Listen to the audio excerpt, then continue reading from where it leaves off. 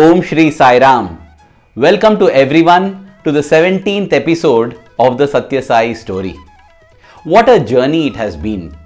Dear brothers and sisters, when I embarked on this journey of the Sathya Sai Katha with inspiration from dear Swami, our beloved Bhagwan Sri Sathya Sai Baba, I had thought that by the 12th episode we will reach the construction of the Prasanthi Nilayam Mandir and conclude this serial at that point.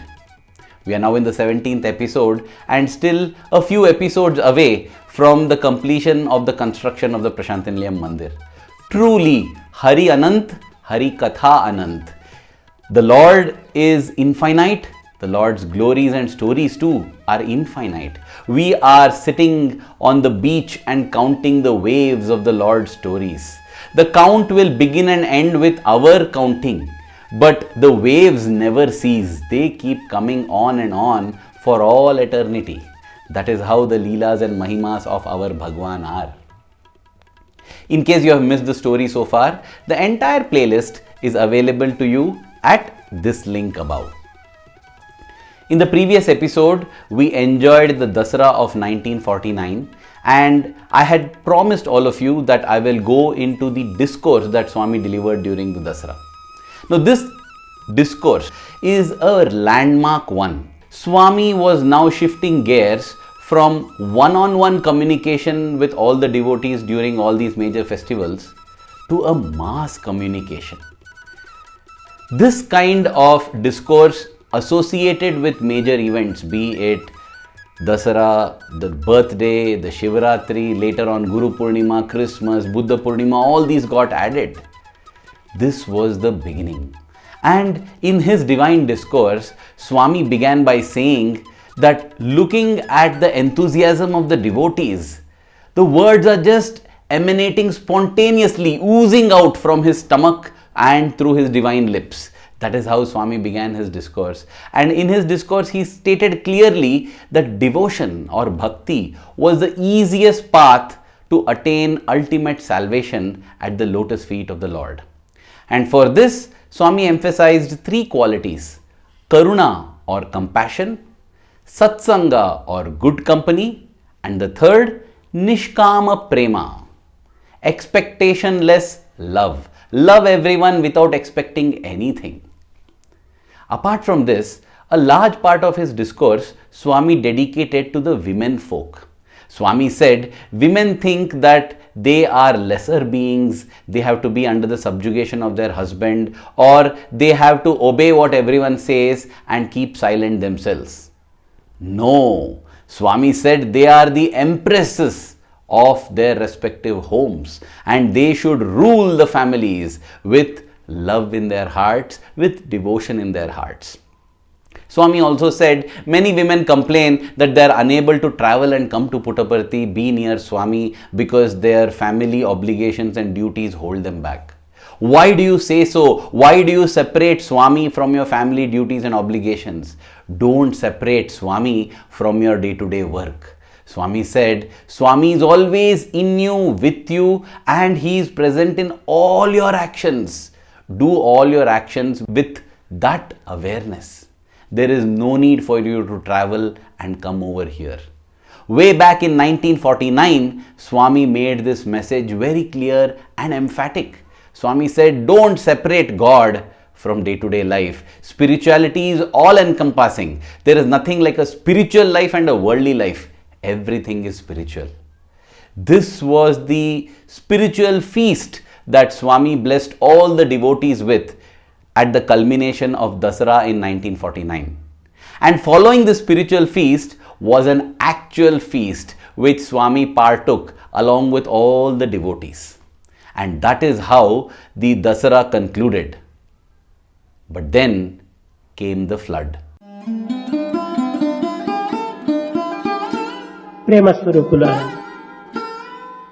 It is the devotee Sri Balapattabhi who has recorded the happenings that I am going to narrate now in his book. This happened immediately after the Vijayadashmi or the Dasara celebrations in 1949. One night around 8 p.m., Swami announced in the Paata Mandiram that the river Chitravati was going to be flooded. he then retired to his room. All the devotees saw that the river Chitravati was flowing normally far away from the Paata Mandiram, and they wondered what was it that Swami was referring to. And everybody went to bed as was the norm. Around 4 in the morning, Shri Balapattabhi was woken up by the sound of gushing water. All the devotees also woke up and they saw that there was just outside the Paata Mandiram waters flowing with such force. There were plants, trees, snakes, some other little animals also being washed away by this flood. And then by 4:30 am, the waters had entered into their accommodation areas, ankle deep water. Swami advised all the devotees to keep their luggage and belongings in the bhajan mandir itself, and there would be no bhajan on that day. By about 8 am in the morning, it was waist deep water, and now the devotees were all worried. That is when Swami came out and he began to wade into the water. Moving from knee deep to waist deep water, he then moved into the neck deep waters. Standing there, Swami asked the devotees to get the kumkuma from the archana during the Dasara festival. So that kumkum was brought and Swami put that kumkum into the Chitravati River. Swami then materialized a piece of camphor and then miraculously just set it aflame standing in the waters. And then he floated this burning camphor piece into the waters of the Chitravati and then turned around and returned to the waist deep water. When Swami did this, the waters began to recede, but everywhere it was flooded, right? Swami told all the devotees to head out of the Paata Mandiram into the newly being constructed Prasanthi Nilayam Mandir, which was about half a kilometer away. It was on a little raised land. That is where everyone went. And there too the workers were busy in their jobs and they were all very hungry and thirsty. Swami asked for water to be brought for all of them. He also asked for 2 large empty vessels.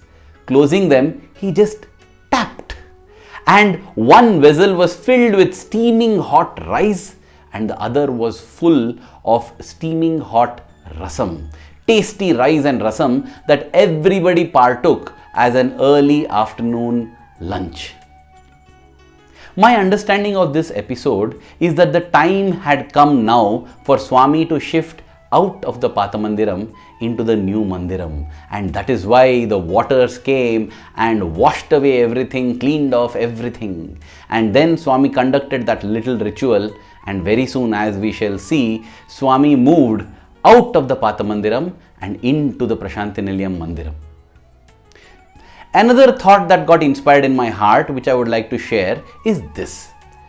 When Swami left his body in the 86th year of Advent, a lot of people were wondering, why did Swami do this? What is the meaning? Swami said he would be here till 96. Why did he leave at 86? Swami is supposed to leave at 96. Why did he leave at 86? This was the question. Now, if we revisit the 96th year, we will realize something amazing. We were also obsessed with why Swami left at 86 that we forgot to focus on this part where Swami said he would leave at 96. During the 96th birthday, the 96th year of Advent of Bhagwan Sri Sathya Sai Baba, the year when he said he would leave, just like in 1949, the river Chitravati came and flooded the whole of Puttaparthi. It started with ankle deep water, moved to knee deep water, and in some places even became chest deep water. Waters came and flooded everywhere. Again, I feel this is symbolic of Swami leaving the Mandir. But in 1949, Swami left the Paata Mandir to go to Prasanthi Nilayam Mandir. And now, leaving the Yajur Mandir, where is Swami off to? That, dear brothers and sisters, is what inspired in me this song, Yajur Mandir se Hriday Mandir, meaning Swami moved from the Yajur Mandir, that is his residence in Prasanthi Nilayam, to the Hriday Mandir, that is his residence in each and every one of us. Yajur Mandir se Hriday Mandir, tera safar yahi, teri vani tera sparsh, hum mein basa hai sada amar.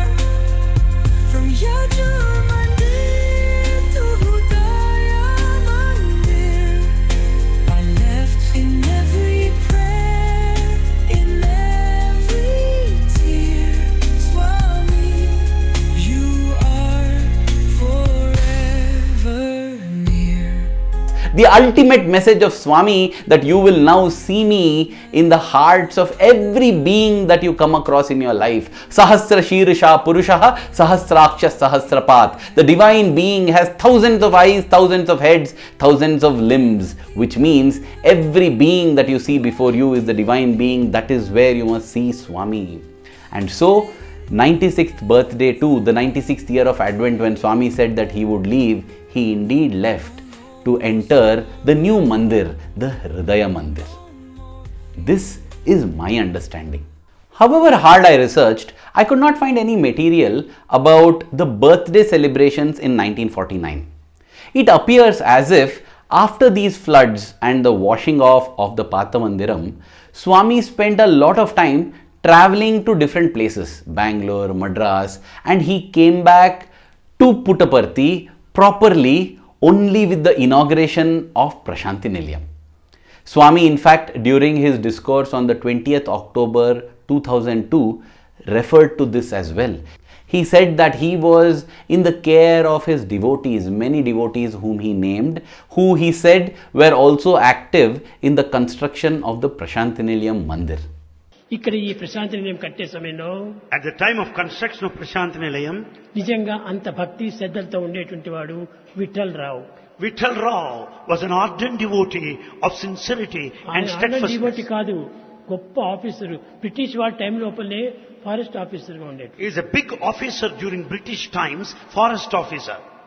అతను స్వామి నేను దీన్ని అంతా చూసుకుంటానన్నాడు. Vittal Rao said, I'll take this responsibility of construction. ఆయన ఇక్కడ ఈ మందిరం కట్టుకునే చూసేటువంటి వాడు. And he supervised the construction. తర్వాత మెడ్రాసు Madras, ఆర్యన్ రావు అని, ఆర్యన్ రావు అని, R.N. Rao, నీలాద్రి రావు అని, Niladri Rao, పిఠాపుర మహారాజా అల్లుడు, and his son-in-law Pitapura Maharaja. Baroda మహారాజా అల్లుడు.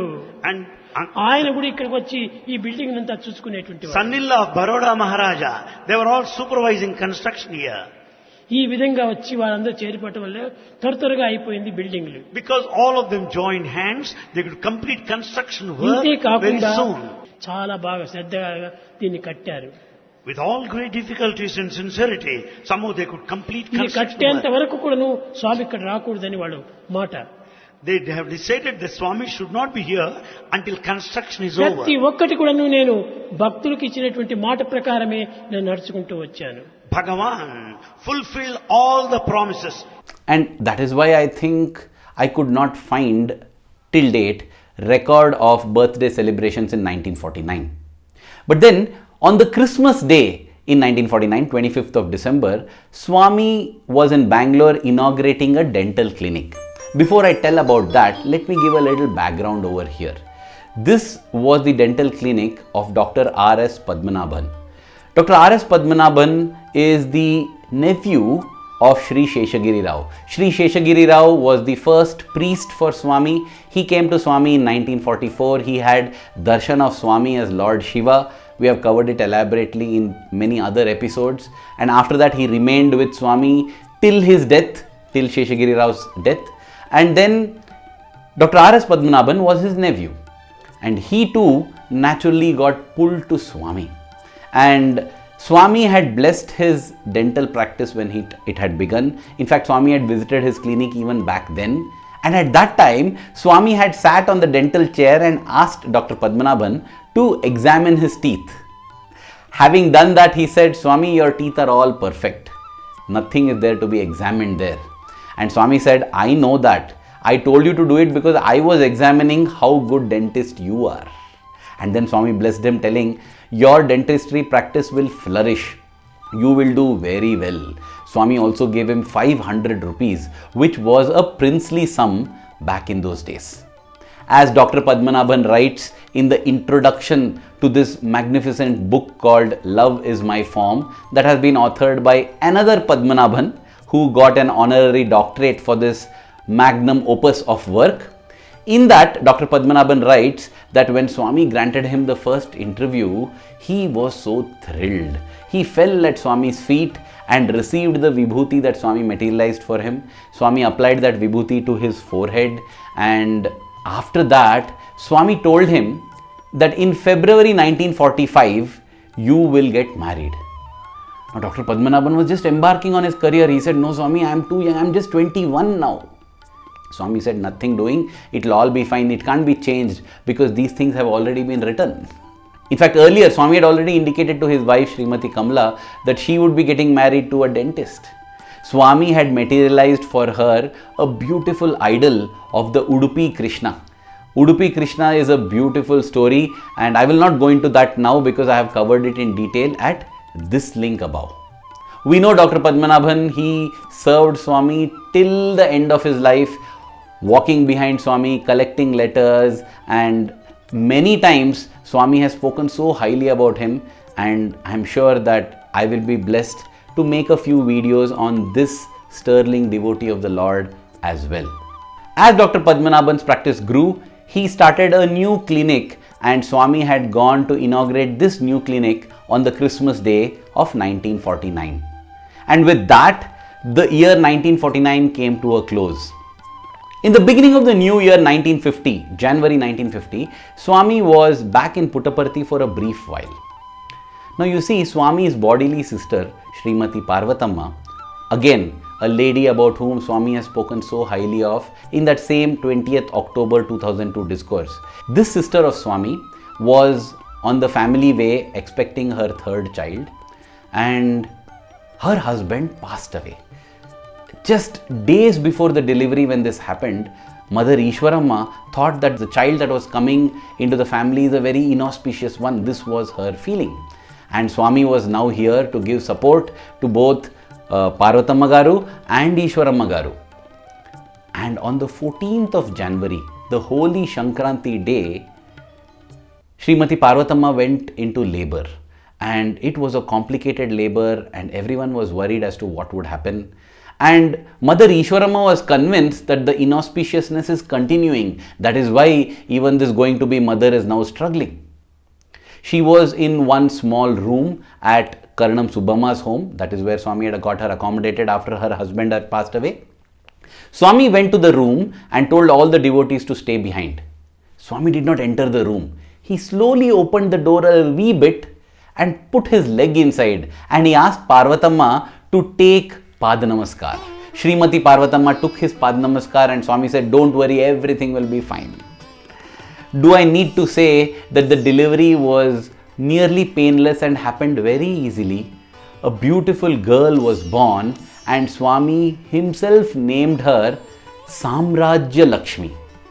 Now again, Samraja Lakshmi is a very auspicious name. It means Lakshmi, or the goddess of wealth, born into a Samrajya or a republic.